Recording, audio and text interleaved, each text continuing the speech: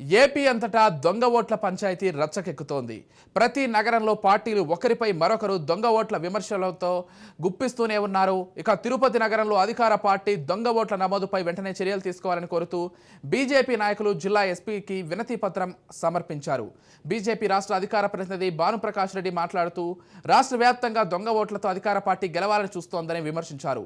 తిరుపతిలో ఇప్పటికే 35,000 దొంగ ఓటరు కార్డులను పంపిణీ చేశారని 175 స్థానాలకు దొంగ ఓట్లతోనే గెలవాలని వైసీపీ చూస్తోందని ఎద్దేవా చేశారు భానుప్రకాష్.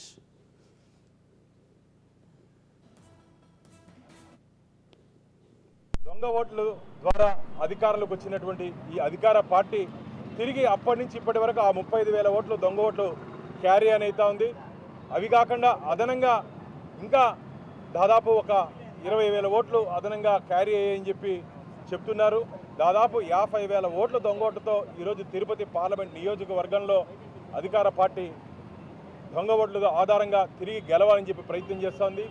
మాకందరికీ అనుమానం వేస్తూ ఉంది, వై నాట్ 175 170 స్థానాలు ఎందుకు గెలవకూడదని చెప్పి జగన్మోహన్ రెడ్డి గారు అంటుంటే ఏమో అనుకున్నాం.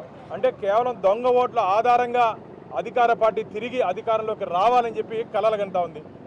భారతీయ జనతా పార్టీ రాష్ట్ర అధ్యక్షురాలు పురంధేశ్వరి గారి ఆధ్వర్యంలో 14వ తేదీ కేంద్ర ఎన్నికల సంఘానికి డిసెంబర్ 14వ తేదీ కేంద్ర ఎన్నికల సంఘానికి ఫిర్యాదు చేయడం జరిగింది. ఆ రోజు ఆ బృందంలో నేను కూడా ఉన్నాను.